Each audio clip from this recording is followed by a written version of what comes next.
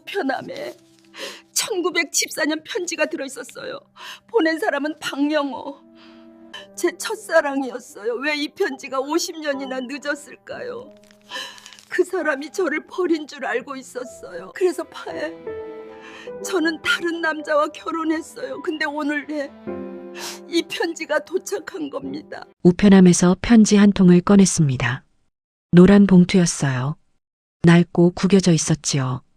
구석구석 스탬프가 찍혀 있었습니다. 여러 우체국을 거쳐온 흔적이었어요. 보낸 사람 이름을 보는 순간 숨이 멎었습니다. 박영호. 심장이 멈추는 것 같았어요. 손이 떨렸지요. 그 이름을 50년 만에 보는 거였습니다. 봉투를 뒤집었어요.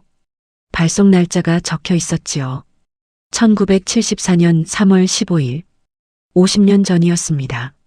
제가 25이었을 때요. 영우가 27이었을 때요. 우리가 헤어진 바로 그 해였습니다. 저는 이순자라고 합니다. 75세예요. 서울 은평구 낡은 아파트에서 혼자 살고 있어요. 2층짜리 오래된 아파트지요. 엘리베이터도 없어서 계단으로 올라가야 합니다.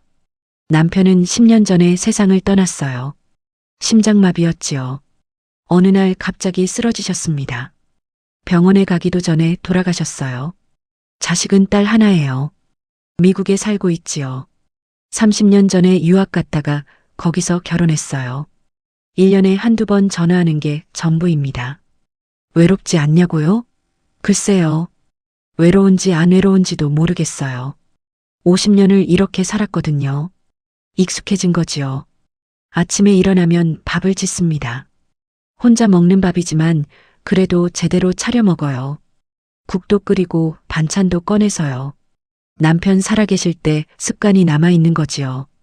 오전에는 시장에 갑니다. 매일은 아니고 이틀에 한 번씩이요. 장바구니 들고 천천히 걸어가요. 무릎이 안 좋아서 빨리 못 걷거든요. 시장에서 아는 아주머니들을 만납니다. 다들 비슷한 나이예요. 70 넘은 할머니들이지요. 간단하게 인사하고 지나갑니다. 깊은 이야기는 안 해요. 그냥 날씨 이야기, 물가 이야기 정도요. 점심 먹고 나면 낮잠을 잡니다. 1시간 정도요. 나이 들면 자꾸 졸리거든요. 소파에 누워서 텔레비전 틀어놓고 자요. 오후에는 복지관에 갑니다. 일주일에 3번 정도요. 거기서 노래 교실도 듣고 체조도 하고요. 다른 할머니들이랑 이야기도 나눕니다. 저녁은 간단하게 먹어요. 죽이나 국수 같은 거요. 나이 들면 입맛이 없어지거든요. 많이 먹지도 못해요. 밤에는 드라마를 봅니다. 요즘 젊은 사람들 나오는 드라마요. 무슨 내용인지 잘 모르겠지만 그래도 봐요. 안 그러면 할 게 없거든요. 10시쯤 되면 잠자리에 듭니다. 불을 끄고 누우면 천장만 보이지요. 어둠 속에서 한참을 생각합니다. 이런저런 생각이요. 살아온 날들을 떠올려요. 젊었을 때, 결혼했을 때, 아이 키울 때, 남편이랑 살았을 때요. 그리고 더 옛날, 25이었을 때요. 그때 생각을 하면 잠이 안 와요. 가슴이 먹먹해지거든요. 50년이 지났는데도요. 그날도 평범한 날이었습니다. 오전에 시장 갔다가 돌아왔어요. 아파트 현관을 들어서면서 우편함을 열었지요. 늘 하는 일이었습니다. 보통은 고지서나 광고지만 들어있어요. 가끔 복지관 안내문이 오고요. 그런데 그날은 달랐습니다. 편지가 한 통 들어있었거든요. 요즘 누가 편지를 보내요? 다들 전화하거나 문자하지요. 그래서 신기했어요. 봉투를 꺼냈습니다. 노란색이었어요. 낡았더군요. 구석이 해지고 얼룩도 있었지요. 여러 우체국 스탬프가 찍혀 있었습니다. 보낸 사람 이름을 봤어요. 그 순간 세상이 멈춘 것 같았습니다. 박영호. 그 이름을 50년 만에 보는 거였어요. 믿을 수 없었지요. 눈을 비비고 다시 봤습니다. 틀림없었어요. 박영호였습니다. 다리에 힘이 풀렸어요. 계단에 주저앉았지요. 봉투를 꽉 쥐고 한참을 그렇게 앉아 있었습니다. 이웃집 할머니가 지나가다가 물었어요. 순자 씨, 괜찮으세요? 괜찮다고 그냥 좀 쉬는 거라고 대답했지요. 집으로 올라갔습니다. 3층까지 계단을 올라가는데 숨이 찼어요. 평소보다 더 힘들었지요. 손에 든 편지 때문에 온 신경이 거기에 쏠려 있었거든요. 현관문을 열고 들어갔어요. 신발도 제대로 못 벗었습니다. 그냥 거실로 들어가서 소파에 앉았어요. 봉투를 들여다봤습니다. 뒤에 발송 날짜가 적혀 있었어요. 1974년 3월 15일. 50년 전이었습니다. 정확히 50년하고도 8개월 전이요. 우리가 헤어진 해였어요. 영우가 떠난 그 해였지요. 봉투 표면을 만져봤습니다. 여기저기 도장이 찍혀 있었어요. 주소 불명, 수취인 부재, 반송. 이 편지가 50년 동안 떠돌아다녔다는 증거였지요. 왜 이제야 온 걸까요? 50년 동안 어디에 있었던 걸까요? 봉투를 뜯어야 할지 말아야 할지 망설여졌습니다. 뜯으면 뭐가 나올까요? 영호의 글씨가 나올 거예요. 영호의 목소리가 들릴 거예요. 50년 전 그 목소리가요. 손이 떨렸습니다. 심장이 빠르게 뛰었어요. 75세 할머니가 25살 처녀처럼 가슴이 두근거렸지요. 결국 봉투를 뜯었습니다. 천천히요. 조심스럽게요. 안에서 편지지 2장이 나왔어요. 역시 노랗게 바랜 종이였습니다. 펼쳤습니다. 영호의 글씨였어요. 또박또박한 글씨요. 50년 전 그 글씨 그대로였습니다. 첫 문장을 읽었어요. 순자야, 이미 결혼하셨겠지요. 눈물이 쏟아졌습니다. 편지를 읽었습니다. 천천히요. 순자야, 이미 결혼하셨겠지요. 이 편지를 받을 때쯤이면 순자는 다른 사람의 아내가 되어 있을 겁니다. 그래야 해요. 나 같은 사람 기다리면 안 돼요. 나는 지금 부산에 있어요. 공장에서 일하고 있지요. 힘들지만 괜찮아요. 돈을 모으고 있거든요. 언젠가 서울로 올라갈 거예요. 그때 순자를 찾아갈 생각이에요. 하지만 그때쯤이면 이미 늦었겠지요. 순자는 결혼했을 테고 아이도 낳았을 거예요. 그럼 나는 그냥 멀리서 지켜볼 거예요. 순자가 행복한지만 확인하면 돼요. 미안해요, 순자야. 내가 가난해서 순자를 지키지 못했어요. 순자 아버지가 나한테 했던 말이 맞았어요. 나는 순자를 행복하게 해줄 수 없는 사람이었지요. 그래도 알아줬으면 해요. 나는 순자를 정말 사랑했어요. 내 인생에서 순자만큼 사랑한 사람은 없었어요. 앞으로도 없을 거예요. 순자는 내 첫사랑이에요. 마지막 사랑이기도 하고요. 잘 사세요, 순자야. 행복하세요. 그럼 나도 행복할 거예요. 오래오래 건강하게 사세요. 당신을 사랑했던 사람, 박영우 올림. 편지를 읽고 나서 한참을 울었습니다. 50년 만에 듣는 영호의 목소리였어요. 50년 전 그 목소리 그대로였지요. 영호는 저를 기다리고 있었어요. 돈을 모으고 있었답니다. 언젠가 서울로 올라와서 저를 찾을 거라고 했어요. 하지만 저는 기다리지 않았습니다. 1년 후에 다른 사람과 결혼했거든요. 영호가 이 편지를 보낼 때쯤 저는 이미 약혼한 상태였어요. 만약 이 편지가 그때 도착했다면요? 만약 50년 전에 받았다면요? 제 인생이 달라졌을까요? 모르겠습니다. 어땠을지 모르겠어요. 하지만 한 가지는 확실해요. 이 편지를 읽고 울었을 거예요. 50년 전에도 지금처럼요. 영호 생각을 했습니다. 지금 어디 있을까요? 살아계실까요? 아니면 가슴이 답답했어요. 알고 싶었지요. 영호가 어떻게 지냈는지, 행복했는지, 지금은 어디서 무얼 하고 있는지요. 찾아야 할까요? 50년 만에 찾아가야 할까요? 하지만 두려웠습니다. 만약 영호가 돌아가셨다면요? 만약 저를 기억도 못 하신다면요? 만약 저를 원망하고 있다면요? 편지를 다시 읽었습니다. 한자 천천히요. 영호의 마음이 느껴졌어요. 50년 전 그 마음이요. 저를 사랑했지만 포기해야 했던 그 마음이요. 저도 영호를 사랑했었어요. 정말로요. 하지만 포기했지요. 현실 때문에요. 가난 때문에요. 부모님 때문에요. 그리고 50년을 살았습니다. 영우 아닌 다른 사람과요. 나쁘지 않은 삶이었어요. 남편은 착한 사람이었고 딸도 잘 자랐고요. 하지만 가끔 생각했습니다. 만약 영우와 결혼했다면 어땠을까요? 가난했겠지만 행복했을까요? 아니면 가난 때문에 불행했을까요? 답을 알 수 없어요. 이미 지나간 일이니까요. 하지만 한 가지는 알아요. 영우를 잊은 적이 없다는 거요. 50년 동안 한 번도요. 53년 전으로 돌아가 보겠습니다. 1972년 봄이었어요. 저는 23살이었지요. 서울 명동 양장점에서 일하고 있었습니다. 그때는 여자가 대학 가는 게 쉽지 않았어요. 특히 가난한 집 딸은 더더욱요. 저도 고등학교만 졸업했지요. 그리고 바로 양장점에 취직했습니다.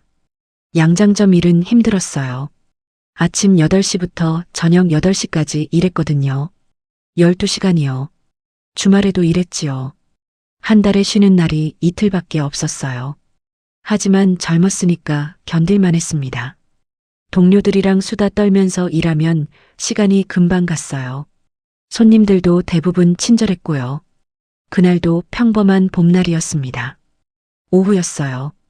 가게에 손님이 별로 없었지요. 저는 카운터에 앉아서 단추를 달고 있었습니다. 종소리가 울렸어요. 손님이 들어오셨거든요. 고개를 들었지요. 젊은 남자였습니다. 25쯤 되어 보였어요. 키가 크고 어깨가 넓었지요. 깔끔한 양복을 입고 있었습니다. 잘생겼어요. 아니, 잘생긴 정도가 아니라 정말 멋있었지요. 영화배우 같았습니다. 남자가 카운터로 왔어요. 웃으며 말했지요. 양복 수선하러 왔는데요. 가방에서 양복을 꺼냈습니다. 검은색 양복이었어요. 소매가 조금 긴 것 같다고 줄여달라고 하더군요. 양복을 받아서 확인했습니다. 좋은 양복이었어요. 비싼 거였지요. 소매 길이를 재면서 물어봤습니다. 어디서 사셨어요? 남자가 대답했어요. 백화점이요. 처음 사봤는데 잘 모르겠네요. 소매가 긴 것 같아서요. 웃으며 말했습니다. 괜찮아요. 잘 맞춰드릴게요. 남자도 웃었어요. 감사합니다. 그 웃음이 참 좋았어요. 따뜻하고 편안한 웃음이었지요. 남자가 물었습니다. 언제 찾으러 오면 되죠? 사흘 후라고 그때 오시면 된다고 대답했어요. 남자가 고개를 끄덕이며 나갔습니다. 문이 닫혔어요. 저는 그 남자가 나가는 뒷모습을 한참 봤지요. 동료가 옆에서 말했습니다. 잘생겼다, 그치? 얼굴 빨개졌어. 아니라고 안 그렇다고 부인했지만 거짓말이었어요. 정말로 얼굴이 뜨거웠거든요. 사흘 후 남자가 다시 왔습니다. 양복을 찾으러 왔다고 했어요. 준비해둔 양복을 꺼내드렸지요. 남자가 입어보더니 만족스러워했습니다. 완벽하네요. 감사합니다. 계산을 하면서 남자가 물었어요. 혹시 여기서 오래 일하세요? 1년 됐다고 대답했지요. 남자가 명함을 꺼냈습니다. 건네주며 말했어요. 저는 박영우라고 합니다. 회사 다니는데 앞으로 양복 수선 일이 생기면 여기로 올게요. 명함을 받았습니다. 무역회사 영업부 박영우라고 적혀 있었어요. 고맙다고 언제든지 오시라고 말했지요. 남자가, 아니, 영우가 웃으며 나갔습니다. 그날 이후로 영우는 자주 왔어요. 영우는 일주일에 한 번씩 왔습니다. 처음에는 정말 양복 수선 때문이었어요. 소매 줄이기, 바지 길이 맞추기, 단추 달기 같은 거요. 그런데 점점 이유가 이상해졌지요. 단추가 안 떨어졌는데 단추 달러 왔다가 멀쩡한 바지를 줄였다가 다시 늘리러 오기도 했어요. 동료들이 웃었습니다. 저 남자 순자 씨 보러 오는 거 아니에요? 저도 알았어요. 영우가 저를 보러 오는 거라는 걸요. 그리고 저도 영우를 기다리고 있었지요. 어느 날 영우가 물었습니다. 퇴근하면 뭐 해요? 집에 간다고, 저녁 먹고 쉰다고 대답했어요. 영우가 조심스럽게 말했지요. 혹시 시간 되면 저녁 같이 먹을래요? 저는 잠시 망설였지만 고개를 끄덕였습니다. 그날 저녁 처음으로 둘이서 밥을 먹었어요. 명동 작은 식당이었지요. 냉면집이었습니다. 냉면을 먹으면서 이야기를 나눴어요. 영호는 시골에서 올라왔답니다. 충청도 작은 마을 출신이요. 고등학교 졸업하고 서울로 왔대요. 무역회사에 취직했고요. 저도 제 이야기를 했습니다. 서울 토박이라고 동대문구에서 태어났다고요. 아버지는 공무원이시고 어머니는 집에 계신다고요. 영우가 물었어요. 형제는 있어요? 오빠 둘이 있다고 저는 막내라고 대답했지요. 우리는 그렇게 서로를 알아갔습니다. 천천히요. 그 후로 일주일에 2번씩 만났어요. 저녁을 먹거나 영화를 보러 갔지요. 가끔은 공원을 산책하기도 했습니다. 영우는 재미있는 사람이었어요. 이야기를 잘했거든요. 회사 이야기, 동료 이야기, 시골 이야기를 해주면 시간 가는 줄 몰랐지요. 무엇보다 영우는 착했습니다. 저한테 친절했어요. 문도 열어주고 무거운 짐도 들어주고 배려해 주었지요. 저는 영우가 좋았습니다. 점점 더 좋아졌어요. 영우를 만나는 날이 기다려졌지요. 영우도 마찬가지였던 것 같아요. 자주 만나자고 했거든요. 매일 보고 싶다고 했습니다. 6개월쯤 지났을 때 영우가 고백했어요. 남산 야경을 보러 갔던 날이었습니다. 밤이었어요. 서울 야경이 반짝반짝 빛나고 있었지요. 영우가 제 손을 잡았어요. 순자 씨, 나 순자 씨 좋아해요. 정말 좋아해요. 심장이 빠르게 뛰었습니다. 저도 좋아한다고 영우 씨가 좋다고 대답했어요. 영우가 저를 안았습니다. 부드럽게요. 저도 영우를 안았어요. 우리는 그렇게 연인이 됐습니다. 그 후 1년은 제 인생에서 가장 행복한 시간이었습니다. 영우와 함께 있으면 세상이 다 제 것 같았어요. 무서울 게 없었지요. 영우만 있으면 됐습니다. 주말마다 데이트했어요. 남산, 창경원, 덕수궁, 명동거리, 서울 곳곳을 다녔지요. 손을 잡고 걸으면 행복했습니다. 영우는 저한테 선물도 자주 줬어요. 비싼 건 아니었어요. 머리핀, 손수건, 과자 같은 작은 것들이요. 하지만 하나하나가 소중했지요. 저도 영우한테 선물했습니다. 손수 짠 목도리, 손수건에 수놓은 이니셜, 손으로 만든 지갑이요. 영우가 정말 좋아했어요. 영우가 말했습니다. 순자가 만든 거라서 더 소중해요. 평생 간직할 거예요. 그 말을 듣고 행복했어요. 영우가 저를 사랑한다는 게 느껴졌거든요. 저도 영우를 사랑했습니다. 정말로요. 처음 느껴보는 감정이었어요. 이게 사랑이구나 싶었지요. 결혼 이야기도 나왔습니다. 영우가 조심스럽게 꺼냈어요. 순자야, 우리 결혼하면 안 될까? 저는 당연하다는 듯이 고개를 끄덕였지요. 그럼요, 당연히 결혼해야죠. 영우가 기뻐하며 저를 안았습니다. 고마워요, 순자야. 행복하게 해줄게요. 하지만 문제가 있었습니다. 돈이었어요. 영우는 월급쟁이였습니다. 월급이 많지 않았어요. 방 한 칸 얻어서 사는 형편이었지요. 저축도 별로 없었습니다. 결혼하려면 돈이 필요했어요. 집도 구해야 하고 혼수도 장만해야 하고요. 하지만 우리한테는 돈이 없었지요. 영우가 말했습니다. 2년만 기다려줘요.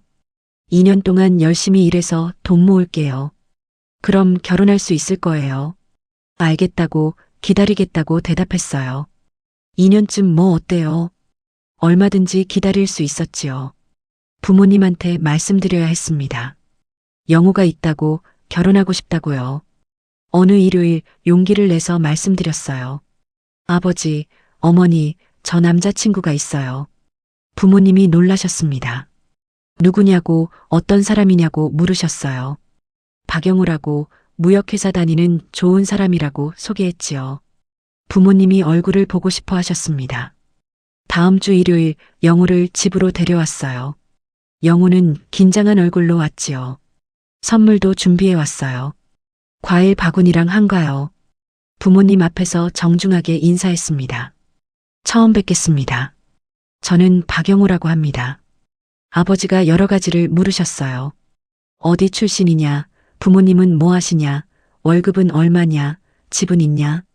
영우가 솔직하게 대답했습니다. 시골 출신이라고, 부모님은 농사 지으신다고, 월급은 적다고, 집은 아직 없다고요. 아버지 표정이 굳어졌습니다. 그날 영우가 돌아가고 나서 아버지가 저를 불러 앉히셨어요. 그리고 말씀하셨습니다. 그 사람은 안 돼. 아버지가 말씀하셨습니다. 그 사람은 안 돼. 너랑 안 맞아. 왜요? 영우는 좋은 사람이에요. 착하고 성실해요. 제가 대답했더니 아버지가 고개를 저으셨습니다. 착하고 성실한 게 다가 아니야. 결혼은 현실이거든. 돈이 있어야 해. 안정적이어야 하고. 영우도 월급 받아요. 회사 다니잖아요. 제가 말했더니 아버지가 한숨을 쉬셨어요. 그 정도 월급으로 어떻게 살아? 방 한 칸도 못 얻잖아. 너한테 고생만 시킬 거야. 저는 괜찮아요. 같이 일하면 되잖아요. 제가 말씀드렸더니 아버지가 화를 내셨습니다. 안 돼. 내 딸이 그렇게 고생하면서 살 수는 없어. 너는 좀 더 나은 사람 만나야 해. 어머니도 거들으셨어요. 순자야, 아버지 말씀이 맞아. 사랑만으로는 안 돼. 현실을 봐야지. 하지만 저는 영우가 좋았어요. 돈이 없어도 괜찮았지요. 함께 있으면 행복했거든요. 그게 전부였습니다. 계속 설득했어요. 영우를 만나게 해달라고, 결혼하고 싶다고요. 하지만 부모님은 단호하셨습니다. 일주일 후 아버지가 다른 남자를 소개하셨어요. 친구 아들이랍니다. 32살이요. 은행원이었어요. 집도 있고 차도 있대요. 안정적인 직장에 괜찮은 월급을 받는다고 하시더군요. 만나보라고 하셨지만 거절했습니다. 저는 영우가 있다고, 다른 사람은 싫다고 말씀드렸어요. 아버지가 화를 내셨습니다. 그럼 평생 시집 안 갈 거야? 그 가난한 남자랑 고생하면서 살 거야? 눈물이 났습니다. 하지만 물러서지 않았어요. 네, 영우랑 결혼할 거예요. 아버지가 소리치셨습니다. 그럼 나는 내 결혼 승낙 안 해. 내 마음대로 해봐. 그날 이후로 집안 분위기가 싸늘해졌습니다. 아버지는 저한테 말도 안 하셨어요. 어머니도 계속 설득하셨지요. 영우한테 말했습니다. 부모님이 반대하신다고요. 영우가 심각한 표정을 지었어요. 그럼 어떡하지? 부모님 허락 없이는 결혼 못하잖아. 영우가 말했더니 저는 고개를 저었습니다. 설득할 거예요. 시간이 걸려도 꼭 설득할 거예요. 제가 말했지요. 영우가 제 손을 잡았습니다. 미안해, 순자야. 내가 돈이 없어서 이런 일이 생긴 거야. 아니에요. 영우 잘못이 아니에요. 제가 위로했지만 영우는 자책하는 표정이었습니다. 그 후로 석 달이 지났습니다. 부모님은 여전히 반대하셨어요. 아버지는 아예 영우 이야기만 나오면 화를 내셨지요. 영우는 힘들어했습니다. 저 때문에 부모님과 사이가 나빠지는 게 괴로웠대요. 어느 날 영우가 말했습니다. 순자야, 나 부산으로 가려고 해. 깜짝 놀랐어요. 부산이요? 왜요? 물으니 영우가 설명했습니다. 친구가 부산에서 공장을 한대요. 거기서 일하면 서울보다 월급을 더 준답니다. 2년만 열심히 일하면 돈을 모을 수 있을 것 같다고요.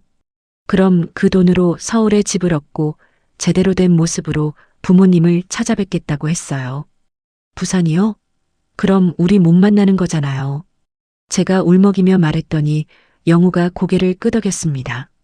2년만 참아줘. 2년 후에 돌아올게.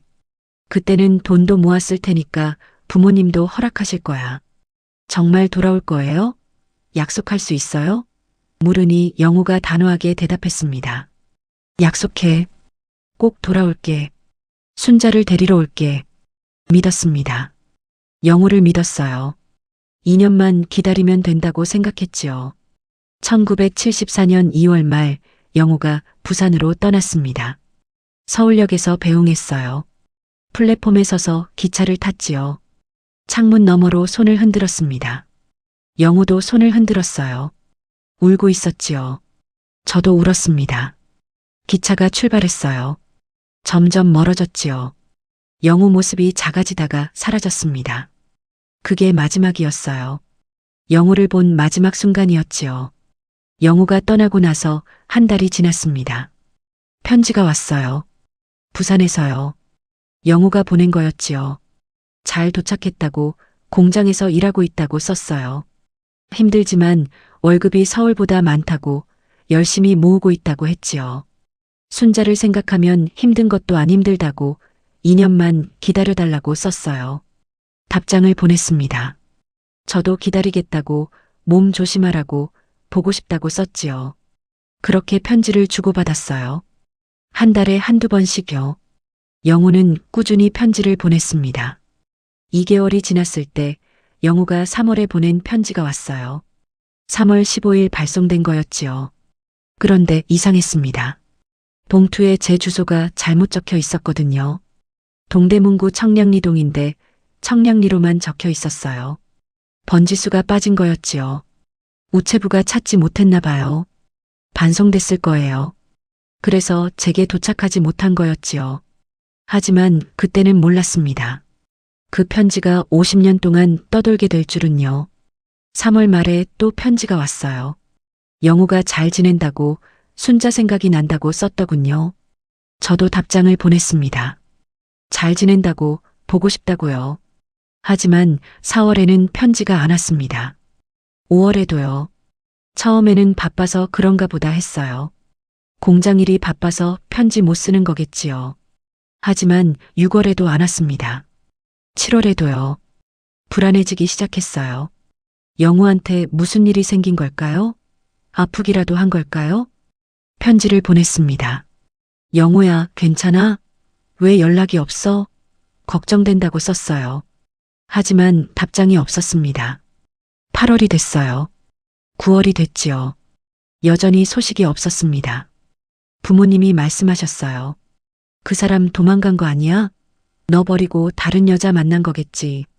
아니라고, 영우는 그런 사람이 아니라고 말했지만 속으로는 불안했어요.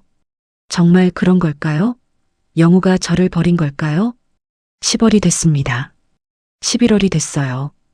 1년이 다 가도록 소식이 없었습니다. 포기해야 하나 싶었어요. 영우는 이제 안 돌아오는 걸까요? 1974년 12월이었습니다. 영우가 떠난 지 10개월이 지났어요. 여전히 소식이 없었지요.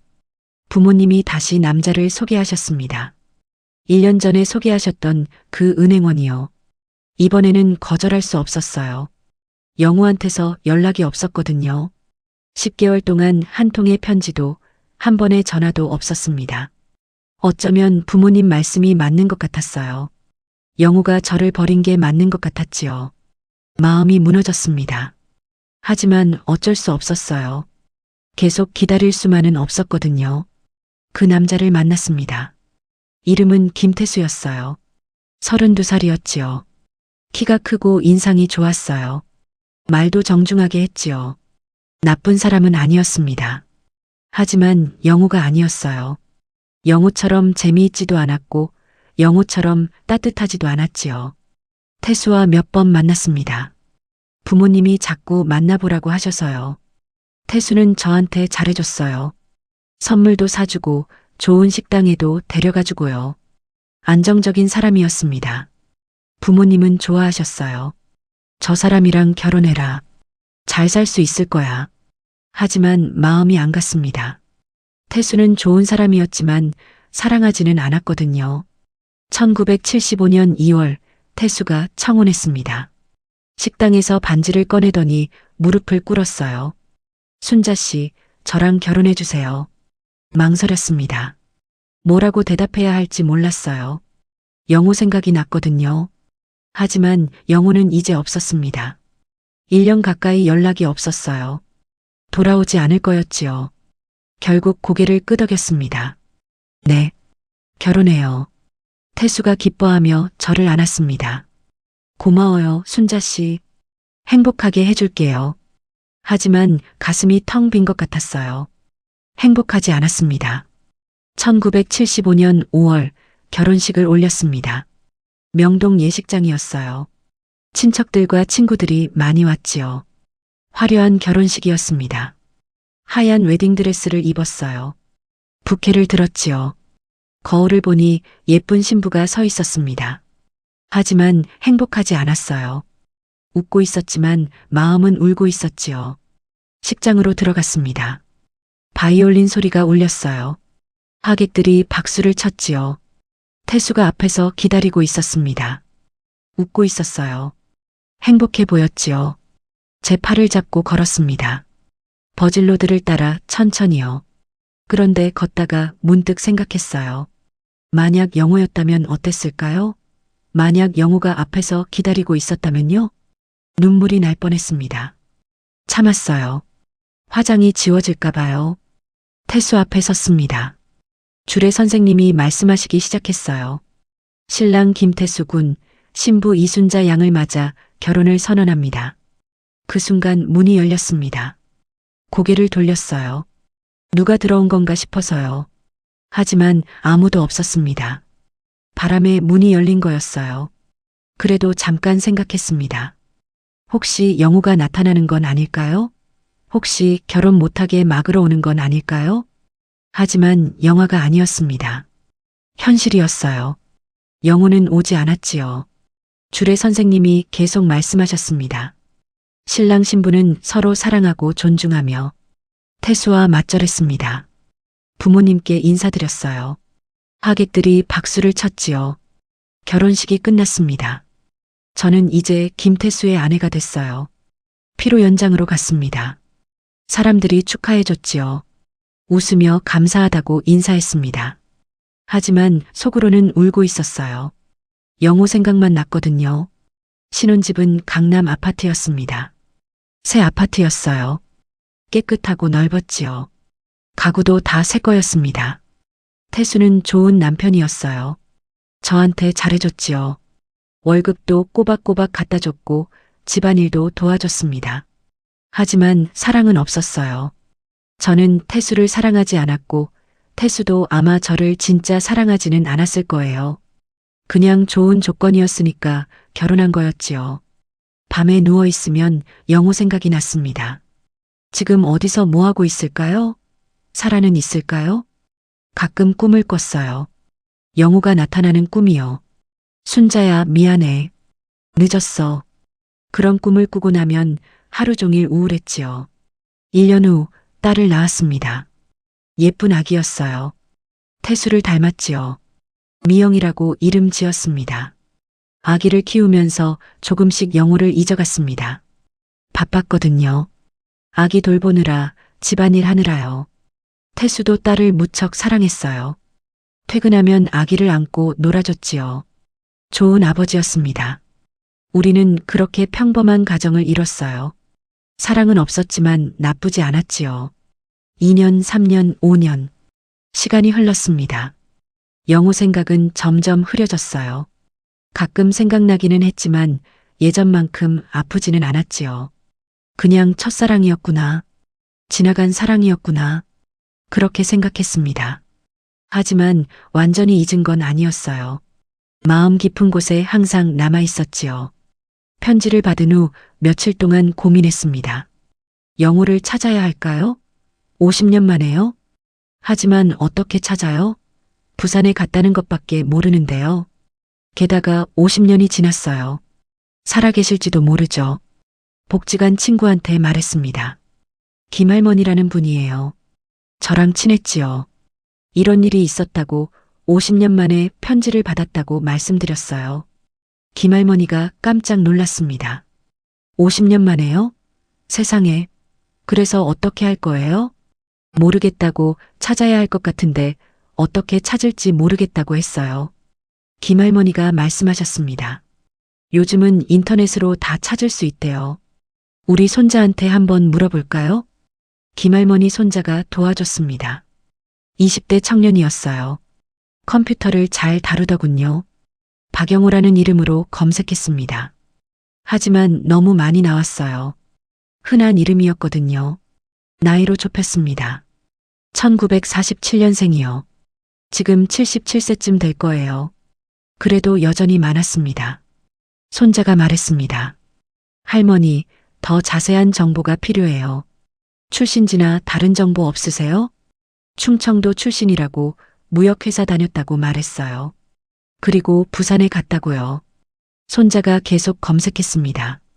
1시간쯤 지나서 몇 명을 찾아냈어요. 후보가 5명 정도 나왔습니다. 나이와 출신지가 맞는 사람들이요. 하지만 확신할 수 없었어요. 사진도 없었고 연락처도 불확실했지요. 손자가 제안했습니다. 할머니, 그냥 전화해 보세요. 한 명씩 전화해서 본인 맞는지 물어보는 거예요. 용기가 안 났어요. 50년 만에 전화한다고요? 뭐라고 말해야 할까요? 하지만 김할머니가 격려해 주셨습니다. 해봐요, 순자 씨. 안 하면 평생 후회할 거예요. 결심했습니다. 전화해 보기로요. 손자가 알려준 첫 번째 번호로 전화했습니다. 떨리는 손으로 번호를 눌렀어요. 신호음이 울렸지요. 한참 기다렸는데 안 받았습니다. 두 번째 번호로 걸었어요. 이번에는 받았습니다. 남자 목소리였어요. 여보세요? 떨리는 목소리로 물었습니다. 혹시 박영호 씨세요? 그런데요. 누구세요? 남자가 대답했어요. 심장이 빠르게 뛰었습니다. 조심스럽게 물었어요. 혹시 1974년에 부산에 계셨나요? 아니요, 저는 평생 서울에서 살았는데요. 남자가 대답했습니다. 아니었어요. 다른 사람이었지요. 죄송하다고 말하고 전화를 끊었습니다. 세 번째 번호로 걸었습니다. 역시 받았어요. 여보세요? 역시 남자 목소리였지요. 혹시 박영호 씨세요? 물으니 그렇다고 대답했습니다. 1974년에 부산에 계셨나요? 다시 물었어요. 잠시 침묵이 흘렀습니다. 그러더니 남자가 대답했어요. 네, 맞습니다. 그때 부산에 있었어요. 누구시죠? 숨이 막혔습니다. 이 사람일까요? 정말 영호일까요? 떨리는 목소리로 말했습니다. 저, 이순자예요. 긴 침묵이 흘렀습니다. 한참 후에 남자가 말했어요. 순자 씨? 목소리가 떨리고 있었어요. 네, 저예요. 혹시 저 기억하세요? 또 침묵이 흘렀습니다. 그러더니 남자가 말했어요. 순자 씨, 정말 순자 씨예요? 울음이 터졌습니다. 네, 저예요. 전화기 너머로 남자도 울고 있는 것 같았어요. 한참 동안 아무도 말을 못했지요. 마침내 남자가 말했습니다. 순자 씨, 50년 만이네요. 영호였습니다. 정말 영호였어요. 한참을 울고 나서 이야기를 시작했습니다. 영호가 물었어요. 어떻게 날 찾았어요? 편지 이야기를 했습니다. 50년 만에 도착한 그 편지요. 1974년 3월 15일에 보낸 편지라고요. 영호가 놀라는 목소리로 말했습니다. 그 편지가 이제야 도착했어요? 네. 50년 동안 우체국을 떠돌았나 봐요. 주소가 잘못 적혀서요. 영호가 한숨을 쉬었습니다. 그래서 못 받으신 거였구나. 나는 답장이 안 와서 순자 씨가 날 버린 줄 알았어요. 깜짝 놀랐습니다. 뭐라고요? 영호가 설명했어요. 그 편지에 답장해달라고 썼다는 거예요. 하지만 답장이 안 왔답니다. 1달, 2달을 기다렸는데 계속 소식이 없었대요. 그래서 영호는 생각했답니다. 순자가 마음이 변한 거라고요. 다른 사람을 만난 거라고요. 자기를 버린 거라고요. 아니에요. 저는 기다렸어요. 제가 소리쳤습니다. 하지만 영호도 말했어요. 저도 기다렸어요. 2년 동안 열심히 일했어요. 돈도 모았어요. 그런데 편지가 안 왔잖아요. 그래서 영호는 포기했답니다. 순자는 이제 자기 것이 아니라고요. 부산에 남기로 했대요. 저도 설명했습니다. 저도 기다렸다고요. 하지만 편지가 안 와서 포기했다고요. 그래서 다른 사람과 결혼했다고요. 영호가 조용히 말했습니다. 알아요. 알았어요. 친구한테 들었거든요. 순자 씨가 결혼했다고요. 그래서 더 이상 연락 안 했답니다. 순자의 행복을 방해하고 싶지 않았대요. 저도 영우가 결혼했겠거니 생각했어요. 50년이 지났으니까요. 조심스럽게 물었습니다.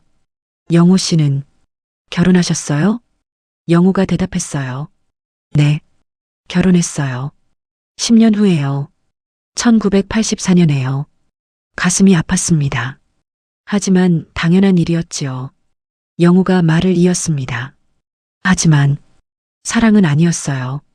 그냥 외로워서 했어요. 저도 말했습니다. 저도 그랬어요. 사랑해서 결혼한 건 아니었어요. 전화기 너머로 영우가 한숨 쉬는 소리가 들렸습니다. 우리 인생이 어긋난 거네요. 편지 하나 때문에 눈물이 났습니다. 그 말이 맞았거든요. 만약 그 편지가 제대로 도착했다면요? 만약 제가 답장을 보냈다면요? 우리 인생이 달라졌을 거예요.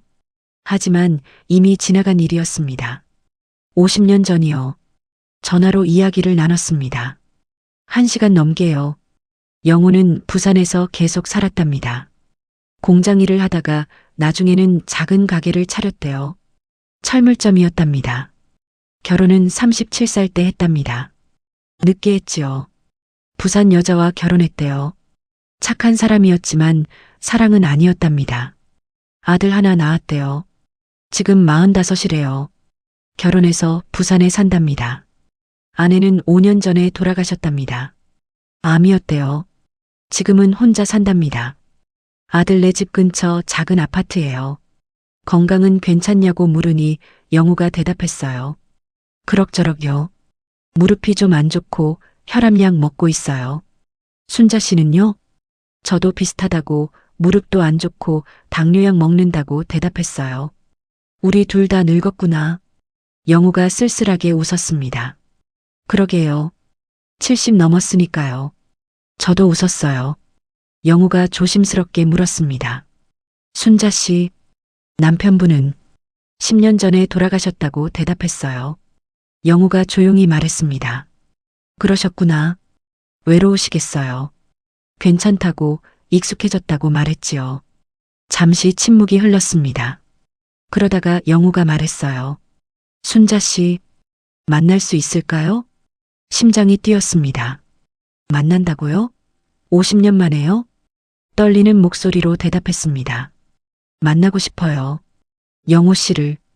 영우도 떨리는 목소리로 말했습니다. 저도 보고 싶어요. 전화를 끊고 나서 한참을 멍하니 앉아 있었습니다. 영우를 만난다고요. 50년 만에요. 어떤 모습일까요?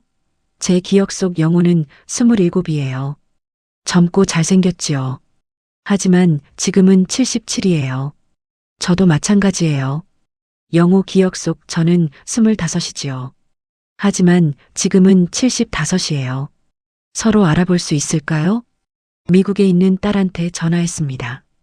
반갑게 봤더니 물었어요. 엄마, 무슨 일이에요? 갑자기 전화하시니까요. 이야기를 했습니다. 옛날 첫사랑 이야기, 편지 이야기, 다시 연락한 이야기요. 딸이 놀라는 목소리로 말했습니다. 엄마, 정말이에요? 50년 만에요? 그렇다고 다음 주에 만나기로 했다고 말했어요. 딸이 걱정하는 목소리로 말했습니다. 엄마, 조심하세요. 혹시 사기꾼이면 어떡해요? 아니라고, 진짜 영우라고 확신한다고 말했지요. 딸이 계속 걱정했어요. 그래도 조심하세요. 요즘 노인 상대로 사기 많다고 하잖아요. 알았다고, 조심하겠다고 약속했습니다. 하지만 딸 목소리에서 다른 걱정도 느껴졌어요. 혹시 엄마가 그 사람한테 빠져서 이상한 일을 하면 어떡하나 하는 걱정이요. 괜찮다고 그냥 옛날 친구 만나는 거라고 안심시켰습니다. 전화를 끊고 나서 생각했어요. 딸 걱정도 이해가 갑니다. 75 할머니가 첫사랑 만난다고 하니까 이상하게 보일 수도 있겠지요. 하지만 나이가 들었다고 해서 감정이 없는 건 아니에요. 여전히 가슴이 뛰거든요. 여전히 설레요. 만나기로 한 날은 일주일 후 토요일이었습니다. 서울역에서 만나기로 했어요. 영우가 부산에서 KTX 타고 올라온답니다. 일주일 동안 준비했습니다. 먼저 미용실에 갔어요. 머리를 염색하고 파마도 했지요. 50년 만에 만나는데 좀 예쁘게 보이고 싶었거든요. 옷도 새로 샀습니다. 백화점에 가서 깔끔한 블라우스하고 바지를 샀어요. 비싸진 않았지만 단정해 보이는 옷이었지요. 신발도 새로 샀습니다. 구두요. 평소에는 운동화만 신는데 그날은 좀 예쁜 걸 신고 싶었어요. 화장도 했습니다. 평소에는 안 하는데요. 복지관 친구가 도와줬어요. 가볍게 파운데이션 바르고 립스틱도 발랐지요.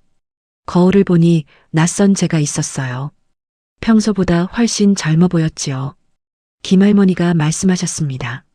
순자 씨, 완전 처녀네요. 웃었습니다. 하지만 속으로는 두근거렸어요. 토요일 아침이 됐습니다. 일찍 일어났어요. 잠을 잘 못 잤거든요. 긴장돼서요. 옷을 입고 화장을 했습니다. 거울을 보니 떨리는 제 모습이 보였어요. 집을 나섰습니다. 버스를 타고 지하철을 갔어요. 서울역까지 1시간 걸렸지요. 서울역에 도착했습니다. 약속 시간은 오후 2시였어요. 아직 1시간 남았지요. 대합실에 앉아서 기다렸습니다. 손에 땀이 났어요. 심장이 빠르게 뛰었지요. 드디어 2시가 됐습니다. 일어서서 약속 장소로 갔어요. 역 중앙 시계탑 앞이었지요. 사람들이 많았습니다. 여행 가는 사람들, 친구 만나는 사람들, 가족들. 주위를 둘러봤습니다. 영우는 어디 있을까요? 그때 한 남자가 걸어왔습니다. 머리가 하얗고 등이 약간 굽은 할아버지였어요. 지팡이를 짚고 있었지요. 하지만 눈빛은 제가 기억하는 그대로였습니다. 박영우였습니다. 50년 만에 만나는 영우였어요. 영우가 천천히 다가왔습니다. 지팡이를 짚고 한 걸음씩요. 저를 보고 있었어요. 멈추지 않고 계속 걸어왔지요. 저도 한 발짝 앞으로 나갔습니다. 그리고 멈췄어요. 영우와 한 미터 정도 떨어진 거리에서요. 서로를 바라봤습니다. 한참 동안요. 영우는 늙었어요. 당연한 일이었지요. 50년이 지났으니까요. 머리는 하얗고 얼굴에는 주름이 가득했어요. 등도 굽었고 키도 옛날보다 작아 보였지요. 하지만 눈만큼은 제가 기억하는 그대로였습니다. 따뜻하고 부드러운 눈빛이요. 영우가 먼저 입을 열었습니다. 순자 씨, 정말 순자 씨네요. 목소리도 늙었어요. 쉰 목소리였지요. 하지만 여전히 영우 목소리였습니다. 네, 저예요. 제가 대답했어요. 영우의 눈에 눈물이 고였습니다. 50년 만이네요. 50년. 저도 눈물이 났어요. 네, 정말 오래됐어요. 영우가 한 걸음 더 가까이 왔습니다. 손을 뻗더니 제 손을 잡았어요. 주름진 손이었지만 따뜻했지요. 보고 싶었어요, 순자 씨. 정말 보고 싶었어요. 영우가 떨리는 목소리로 말했습니다. 저도요. 저도 보고 싶었어요. 제가 대답했어요. 우리는 그렇게 서서 손을 잡고 있었습니다. 서울역 한가운데서요. 사람들이 지나다니는 곳에서요. 하지만 아무도 신경 쓰지 않았어요. 그냥 늙은 할아버지와 할머니가 손잡고 서 있는 것처럼 보였겠지요. 한참 후에 영우가 말했습니다. 앉을까요? 서 있기 힘드시죠? 웃으며 고개를 끄덕였어요. 네, 무릎이 좀 아파요. 근처 카페로 갔습니다. 영우가 제 팔을 잡아줬어요. 천천히 걸었지요. 우리 둘 다 빨리 못 걷거든요. 카페에 앉아서 커피를 시켰습니다. 마주보고 앉았어요. 이상한 기분이었습니다. 50년 만에 만났는데 낯설지 않았거든요. 마치 어제 헤어진 사람을 오늘 만난 것처럼 편안했어요. 커피를 마시며 이야기를 나눴습니다. 영우가 물었어요. 그동안 어떻게 지내셨어요? 행복하셨어요? 어떻게 대답해야 할까요? 행복했냐고요? 글쎄요. 나쁘지는 않았어요. 남편은 좋은 사람이었고 딸도 잘 자랐고요. 하지만 행복했냐고 물으면 잘 모르겠어요. 그냥 살았다고 대답했습니다. 그럭저럭요. 영호 씨는요? 영호도 비슷하게 대답했어요. 그냥 살았다고요. 하루하루 일하고 가족 먹여 살리고 그렇게 살았다고요. 사랑했어요? 아내분을요. 제가 조심스럽게 물으니 영호가 고개를 저었습니다.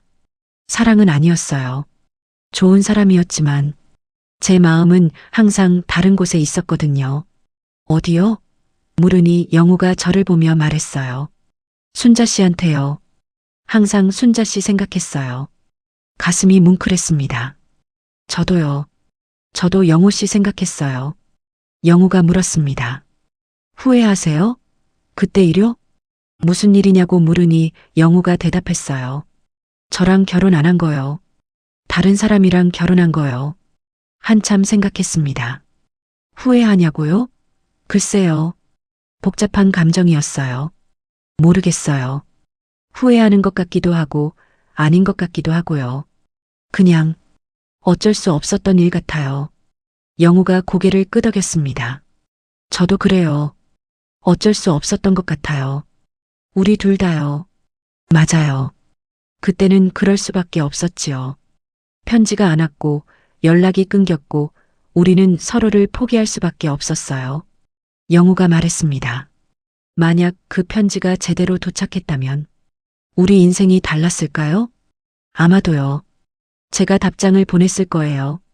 영호 씨도 계속 연락했겠지요. 그럼 우리 결혼했을 수도 있어요. 영호가 쓸쓸하게 웃었습니다. 가난하게 살았겠지만 행복했을 것 같아요. 저도 그렇게 생각했어요. 가난했겠지만 행복했을 거예요. 영호와 함께였으니까요. 하지만 이미 지나간 일이었습니다. 돌이킬 수 없는 일이요. 영호가 제 손을 잡았습니다. 순자 씨, 지금이라도 늦지 않았어요. 무슨 말씀이에요? 물으니 영호가 진지하게 말했습니다. 우리 이제라도 함께 있어요. 남은 시간이라도요. 영호 말이 무슨 뜻인지 이해하는데 시간이 걸렸습니다. 함께 있자고요? 지금요? 70 넘어서요? 영호가 고개를 끄덕였습니다. 왜 안 돼요? 나이 들었다고 사랑하면 안 되나요? 그건 아니지만 사람들이 뭐라고 할까요? 딸도 반대할 거예요. 영호가 말했습니다. 사람들 신경 쓸 필요 없어요. 우리 인생이에요. 딸들도 결국 이해할 거예요. 하지만 망설여졌습니다. 이 나이에 새로 시작한다고요? 가능할까요? 영호가 제 손을 꽉 쥐며 말했습니다. 순자 씨, 우리 남은 시간이 얼마나 될까요? 10년? 20년? 그 시간이라도 함께하고 싶어요. 눈물이 났습니다. 영호 말이 맞았어요. 남은 시간이 많지 않았지요. 70 넘으면 언제 어떻게 될지 모르거든요. 그 시간을 혼자 보낼 건가요? 아니면 사랑하는 사람과 함께 보낼 건가요? 답은 정해져 있었습니다. 좋아요. 함께해요. 제가 대답했어요. 영호가 환하게 웃었습니다. 50년 전 그 웃음이었어요. 정말요? 정말 함께할 거예요? 네. 이제라도 함께해요. 제가 웃으며 대답했어요.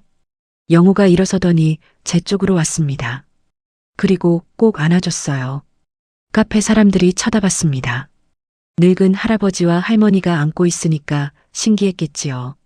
하지만 상관없었어요. 저는 영호 품에 안겨서 울었습니다. 50년 동안 참았던 눈물을 쏟아냈어요. 영호도 울고 있었습니다. 우리는 그렇게 한참을 안고 있었어요. 50년 만에 포옹이었습니다. 그날 저녁 집으로 돌아와서 딸한테 전화했습니다. 미국 시간으로는 아침이었어요. 딸이 받았지요. 엄마 만나고 오셨어요? 어땠어요?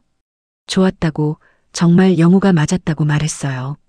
그리고 조심스럽게 말했습니다. 미영아, 엄마가 할 말이 있어. 뭔데요? 딸이 물었어요. 엄마, 영호 씨랑 함께 살려고 해. 제가 말했더니 전화기 너머가 조용해졌습니다. 한참 후에 딸이 물었어요. 엄마, 지금 뭐라고 하신 거예요? 영호 씨랑 함께 산다고. 남은 시간이라도 함께 보내려고. 다시 말했더니 딸이 놀라는 목소리로 말했습니다. 엄마, 정신 차리세요. 75이 뭘 함께 살아요. 왜 안 돼? 나이 들면 사랑하면 안 되니? 제가 대답했더니 딸이 당황하며 말했어요. 그게 아니라 엄마도 혼자 사는 게 익숙하실 텐데 갑자기 남자랑 같이 살면 힘드실 거예요.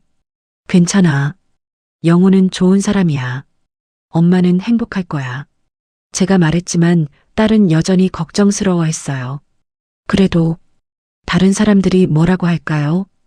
그 나이에 재혼한다고요. 신경 안 써. 내 인생이야. 남은 시간 행복하게 살고 싶어? 제가 단호하게 말했더니 딸이 한숨을 쉬었습니다. 알았어요, 엄마. 엄마가 행복하시다면 저도 찬성할게요. 고마워, 미영아. 제가 말했더니 딸이 조용히 말했어요. 근데 엄마, 아빠한테는 미안하지 않으세요? 가슴이 뜨끔했습니다. 남편 생각이 났거든요. 10년 전에 돌아가신 남편이요. 미안하지. 하지만 아빠도 이해하실 거야. 아빠는 좋은 사람이었으니까. 제가 대답했어요. 딸이 웃으며 말했습니다. 그러게요. 아빠는 엄마 행복하시길 바라셨을 거예요. 전화를 끊고 나서 남편 사진을 봤습니다. 거실 선반에 놓인 사진이요. 사진 속 남편이 웃고 있었어요. 미안해. 하지만 이해해줘. 중얼거렸더니 남편이 괜찮다고 말하는 것 같았습니다. 그 후로 영우와 자주 만났습니다. 영우가 서울로 올라왔어요. 일주일에 한 번씩요. KTX 타고요. 처음에는 만나서 밥만 먹었습니다. 이야기도 나누고요. 옛날 이야기, 요즘 이야기, 이런저런 이야기를요. 한 달쯤 지나니 영우가 말했습니다. 순자 씨, 나 서울로 이사 올까요? 정말요? 부산 떠나실 거예요? 물으니 영우가 고개를 끄덕였어요. 아들도 이제 다 컸어요. 자기 가정 있고요. 나는 이제 내 인생 살고 싶어요. 순자 씨랑요. 가슴이 따뜻해졌습니다. 좋아요. 그럼 우리 집 근처로 오세요. 영우가 웃으며 대답했어요. 아니요, 순자 씨 집으로 갈게요. 함께 살아요. 깜짝 놀랐어요. 같이 산다고요? 결혼도 안 하고요? 영우가 말했습니다. 결혼은 안 해도 돼요. 그냥 함께 있으면 돼요. 나이도 많은데 뭘 결혼해요? 맞는 말이었어요. 이 나이에 서류상 결혼이 무슨 의미가 있을까요? 그냥 함께 있는 게 중요했지요. 2달 후 영우가 이사 왔습니다. 짐은 많지 않았어요. 옷 몇 벌, 책 몇 권, 사진 몇 장이 전부였지요. 제 아파트에 짐을 풀었습니다. 영우 물건을 옷장에 넣고 책장에 책을 꽂았어요. 이상한 기분이었습니다. 남편 돌아가시고 10년 동안 혼자 살았는데 이제 다시 누군가와 함께 사는 거였거든요. 하지만 불편하지 않았어요. 오히려 좋았지요. 집에 영우가 있다는 게 따뜻했습니다. 아침에 일어나면 영우가 커피를 끓여줬어요. 저는 밥을 지었지요. 함께 아침을 먹었습니다. 낮에는 같이 산책했어요. 천천히요. 무릎이 안 좋아서 빨리 못 걷거든요. 손잡고 공원을 걸었지요. 저녁에는 텔레비전을 봤습니다. 소파에 나란히 앉아서요. 가끔 영우가 제 손을 잡았어요. 따뜻했습니다. 밤에는 각자 방에서 잤어요. 우리는 늙었고 그냥 함께 있는 것만으로도 행복했거든요. 평범한 일상이었지만 행복했습니다. 50년 만에 찾은 행복이었어요. 1년이 지났습니다. 영우와 함께 산 지 1년이요. 우리는 여전히 행복했어요. 친구들이 물었습니다. 어때요? 함께 사는 거 좋아요? 너무 좋다고 대답했어요. 진심이었지요. 영우는 좋은 동반자였습니다. 제 말을 들어줬어요. 제가 힘들어하면 위로해줬지요. 아플 때는 돌봐줬습니다. 저도 영우를 돌봤어요. 밥을 차려주고 약 챙겨주고 아플 때는 병원에 같이 갔지요. 우리는 서로를 의지했습니다. 70 넘어서 만났지만 서로에게 꼭 필요한 존재가 됐어요. 어느 봄날이었습니다. 벚꽃이 피는 계절이요. 영우가 말했어요. 순자야, 여의도 가볼까? 벚꽃 구경하러? 좋아요. 같이 가요. 제가 대답했어요. 여의도로 갔습니다. 벚꽃이 만발했어요. 하얗고 분홍빛 꽃잎이 바람에 날렸지요. 사람들이 많았습니다.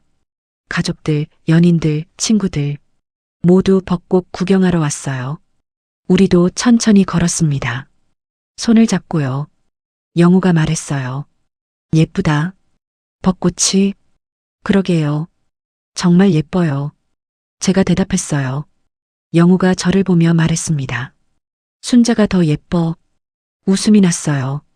이 나이에 무슨 예쁘다는 거예요. 주름투성이인데요. 하지만 영우는 진지했습니다. 진짜예요. 내 눈에는 순자가 제일 예뻐요.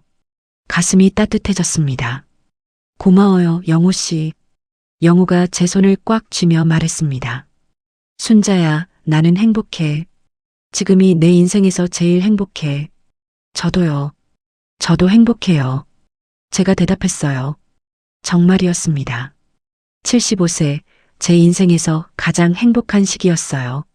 젊었을 때보다, 결혼했을 때보다, 아이 낳았을 때보다 지금이 더 행복했습니다. 왜냐고요? 사랑하는 사람과 함께 있으니까요. 지금 저는 76이 됐습니다. 영우와 함께 산 지 2년이 됐어요. 여전히 행복하게 지내고 있지요. 가끔 그 편지를 꺼내봅니다. 50년 만에 도착한 편지요. 노란 봉투, 바랜 편지지, 영우의 글씨, 모두 소중합니다. 만약 이 편지가 안 왔다면요? 만약 50년 전에 주소 오류가 없었다면요? 우리 인생이 완전히 달랐겠지요. 50년 전에 함께 살았을 거예요. 가난했지만 행복했을 겁니다. 하지만 편지가 안 왔기에 우리는 50년을 따로 살았어요. 다른 사람들과 결혼하고 아이를 낳고 평범하게 살았지요. 행복했냐고요? 글쎄요. 나쁘지는 않았어요. 하지만 뭔가 빈 것 같았지요. 뭔가 아쉬운 것 같았어요. 그게 뭔지 알았습니다. 사랑이었어요. 진짜 사랑이요. 남편을 사랑 안 했냐고요? 사랑했어요. 하지만 영우를 사랑한 것과는 달랐지요. 영우는 제 첫사랑이었어요. 마지막 사랑이기도 하고요. 그리고 50년 만에 다시 만났습니다.